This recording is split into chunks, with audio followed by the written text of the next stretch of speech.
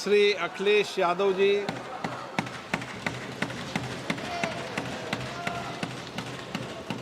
अध्यक्ष महोदय, मैं आपका धन्यवाद देना चाहता हूं कि इस महत्वपूर्ण विषय पे मुझे बोलने का मौका दे रहे हैं। मैं अपने साथी माननीय सदस्य गौरव गोगोई जी के से सहमत हूं। बहुत सारे महत्वपूर्ण उन्होंने बिंदु उठाए और अध्यक्ष महोदय,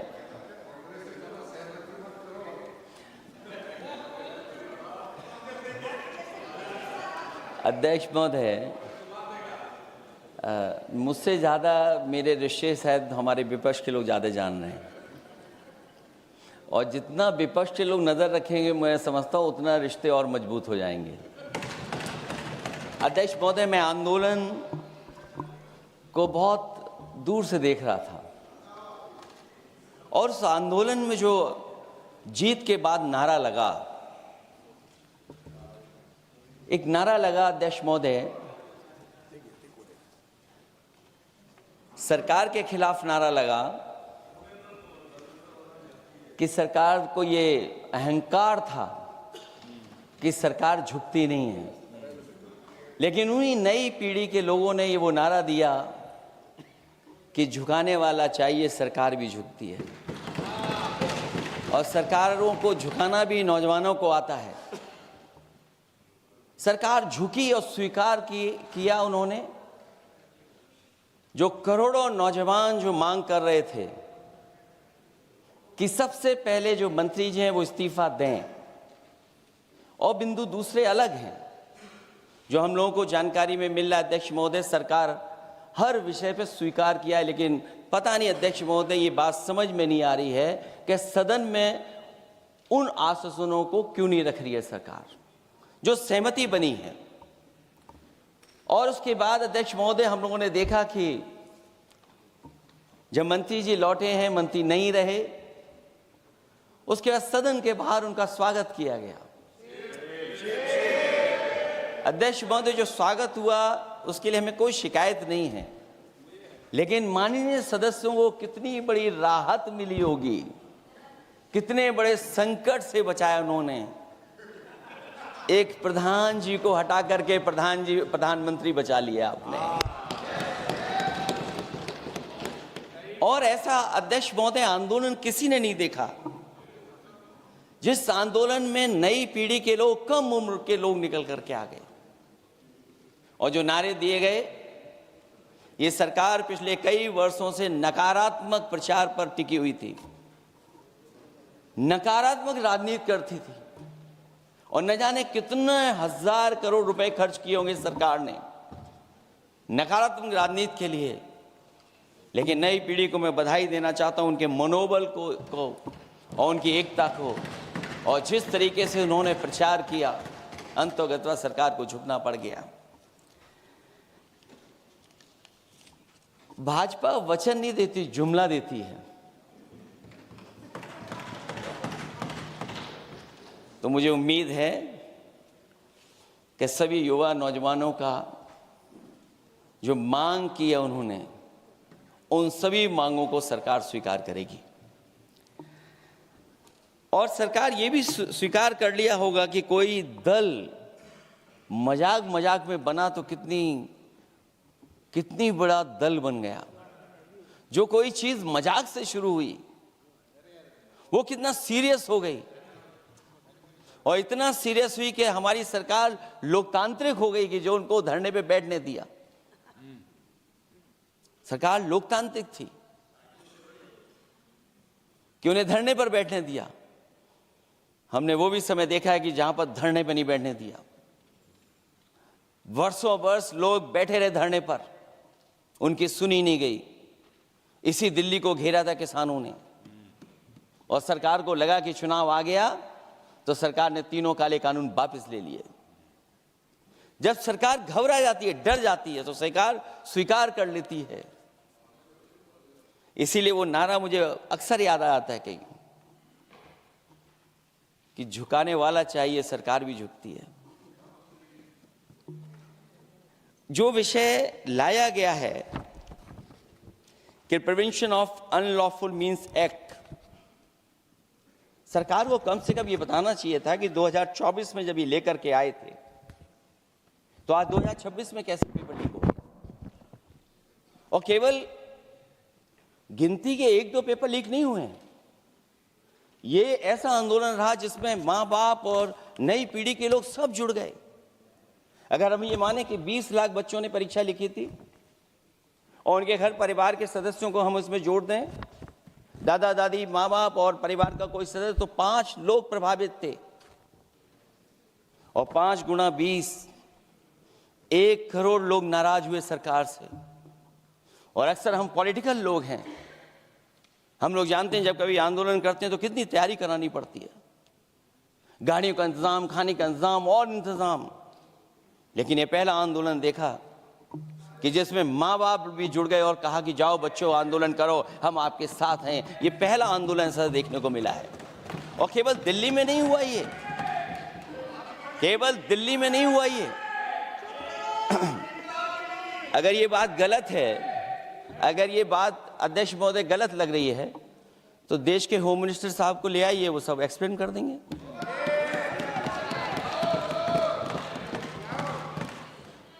पहला आंदोलन जिसमें माँ बाप ने साथ दिया, क्योंकि परीक्षा से कितना दुखी हैं लोग। ये जो परीक्षाएं लीक हुई हैं, कई महीनों पहले ये किताब बना दी थी।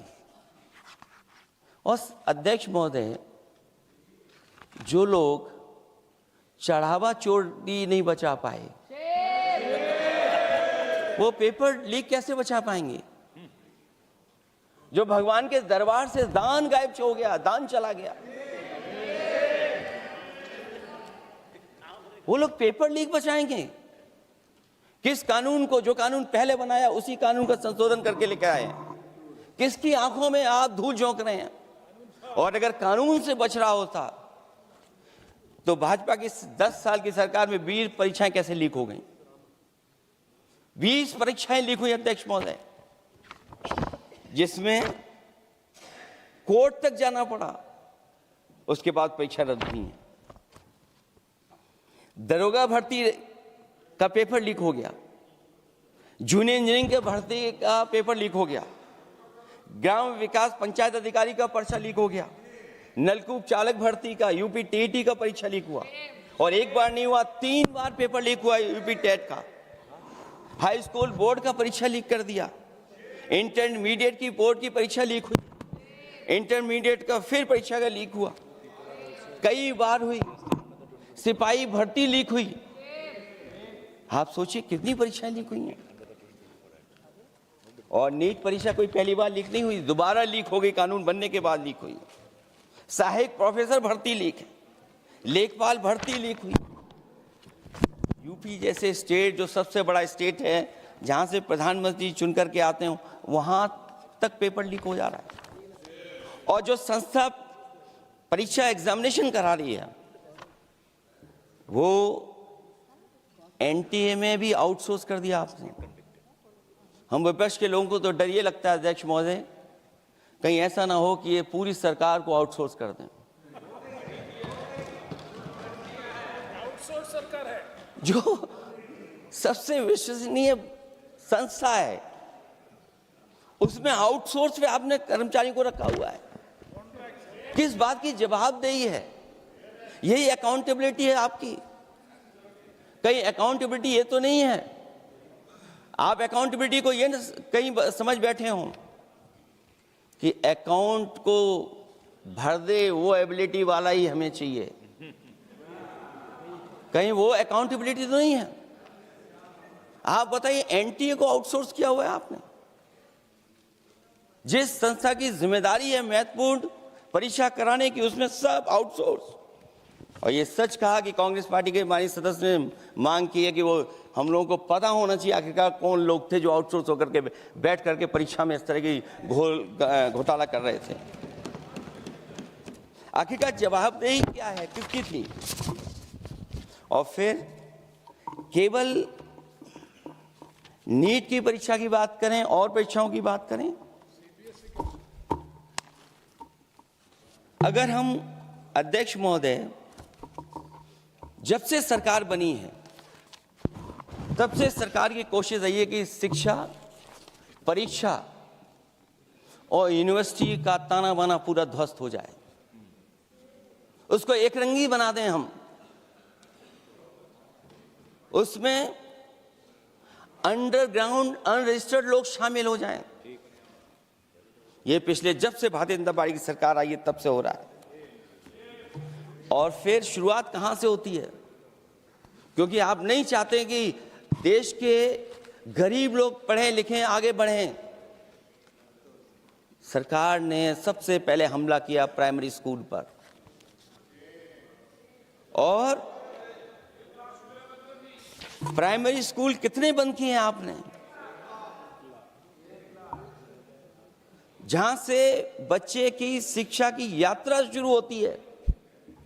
एक गरीब परिवार का बेटा, बच्चे कहां से पढ़ करके निकलते हैं?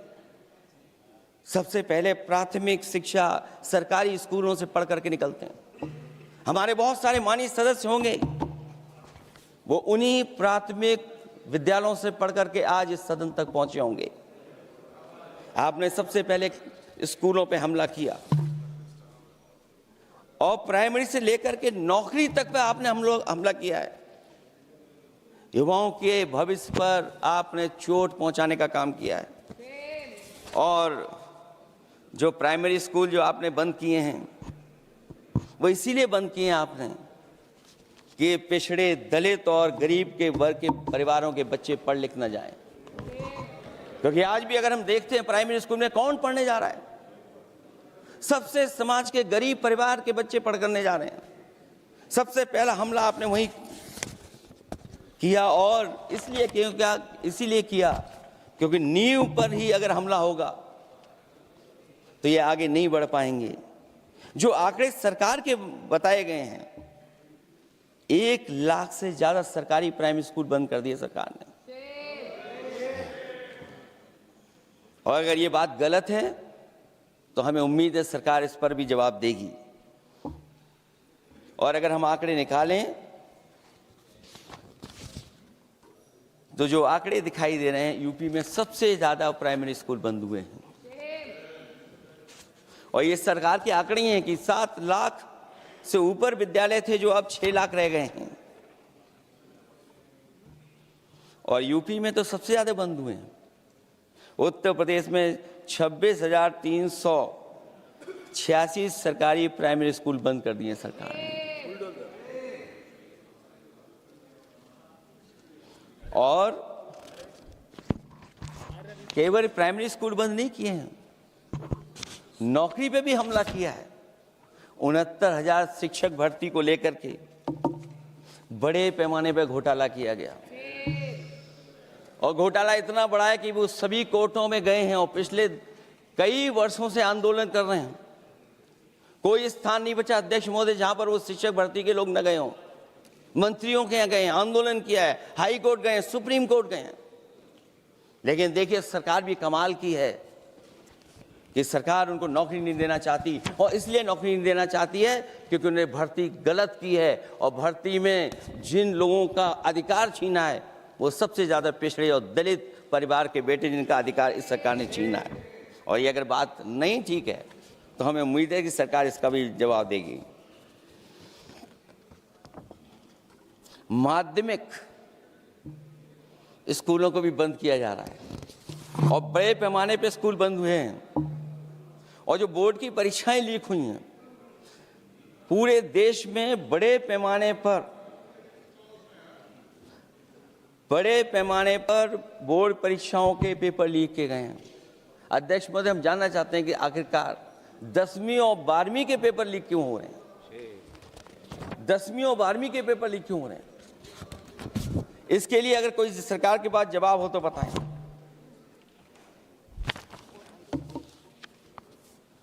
और जो बच्चियों ने जान दी है नीट की परीक्षा में, जब परीक्षा का पेपर लीक हो गया है, अध्यक्ष महोदय, मैं अपनी तरफ से, पार्टी की तरफ से और सभी की तरफ से उन्हें श्रद्धांजलि देता हूं। और हमें उम्मीद है कि सरकार उन बच्चों की मांग मानेगी जिन बच्चों ने ये शर्त रखी है कि उनके परिवार के लोगों को 1 करोड़ मुआवजा दिया जाए।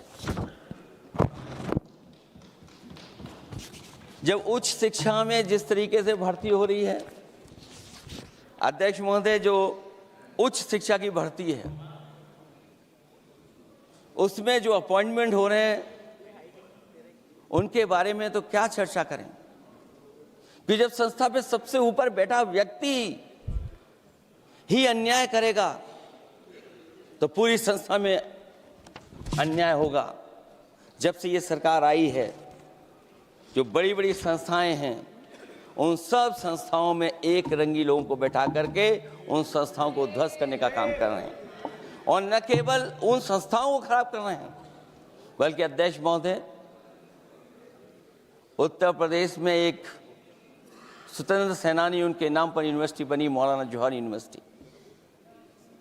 यूनिवर्सिटी बनकर के तैयार हो गई। इन्होंने कोई सरकारी यूनिवर्सिटी नहीं बनाई,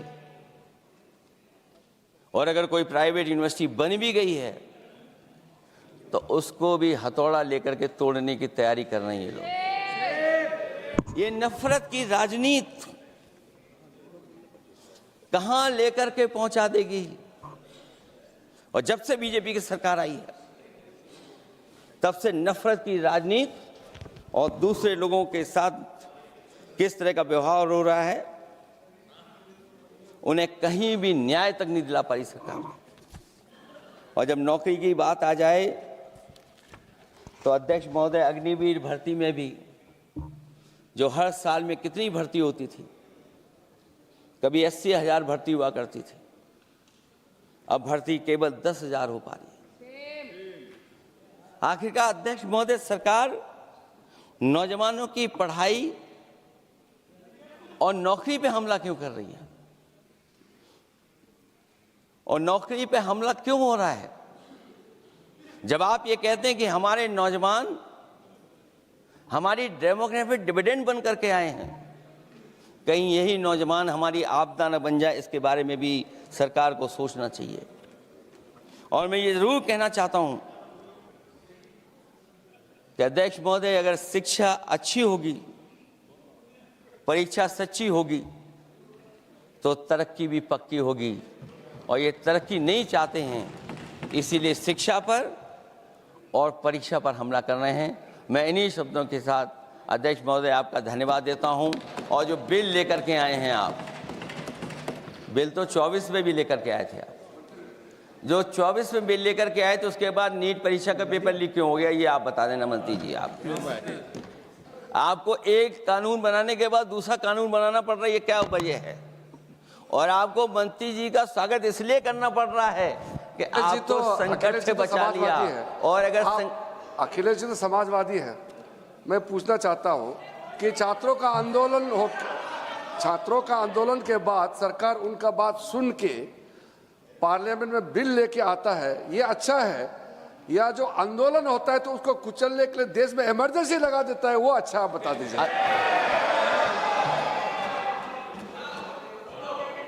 अध्यक्ष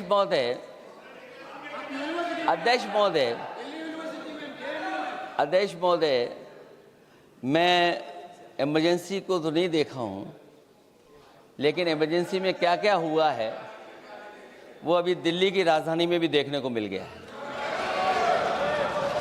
आंसू के गैस के गोले और लकड़ी में लगा हुआ कुछ कील का और कांटे की चीजें, उस समय करंट नहीं लगाया जाता था, इस बार करंट लगाया गया है। तो ये इमरजेंसी के बराबर ही हुआ है हमला, कम नहीं है। इमरजेंसी से कम अन्याय नहीं कर रहे हैं आप लोग। और याद करिए अध्यक्ष महोदय, अगर इमरजेंसी इन्हें याद आ गई है, अगर इमरजेंसी अध्यक्ष महोदय इन्हें याद आ गई है, तो इमरजेंसी के बाद भी परिवर्तन हुआ था, और हमें भरोसा है कि इसके बाद भी परिवर्तन होगा। और अध्यक्ष महोदय, मैं आखिरी में कहना चाहता हूं, कानून से नहीं, नियत साफ होगी तब नीट का परीक्षा साफ होगी। सवाल कानून का नहीं है, आपकी नियत साफ नहीं है। और जिस समय आपकी नियत साफ होगी तो परीक्षा भी साफ हो जाएगी। और हमारे साथी जो कुछ और बातें उठा रहे हैं, आज मौका नहीं है लेकिन आपको भगवान भी माफ नहीं करेंगे, क्योंकि आप चढ़ावा चोरी में शामिल हुए हैं। और चढ़ावा ही नहीं, जो गुप्त दान था वो भी चोरी हुआ है, गुप्त दान। और ये पाप की श्रेणी में नहीं आता है, महापाप की श्रेणी में आता है। Akhilesh ji bill pay. और अध्यक्ष महोदय, आखिरी में मैं इतना ही कहना चाहता हूं, शिक्षा की रक्षा के लिए जो आंदोलन हुआ है वो हमेशा आंदोलन जीतेंगे। बहुत बहुत धन्यवाद, बहुत बहुत आभार प्रकट करता हूं आपका। Shri Abhishek Banerjee. Thank you, sir. I rise here today to